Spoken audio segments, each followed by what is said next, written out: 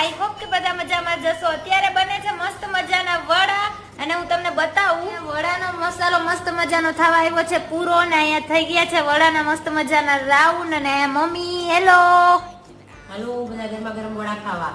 અને અહીંયા પપ્પા બનાવવાના છે અત્યારે બોમ્બ વડા. જો તમને બતાવવામાં આવશે કેવા બને છે ઈ. યસ, બોમ્બે ના પ્રખ્યાત અને જે બનવાના છે એકદમ મોટા વડા. શું કીએ પપ્પા? મોટી સાઈઝના જે બમ વડા કહેવાય ને, નાના હોય તો વડા કહેવાય, આ તો બમ વડા કહેવાય. ઓકે, અહીંયા આપણા મસ્ત મજાના બોમ્બ વડા છે રેડી. એની સાથે છે આંબલી અને ખજૂરની ચટણી. બા, દાદા એન્ડ પપ્પા બેસી ગયા છે વડા ખાવા માટે.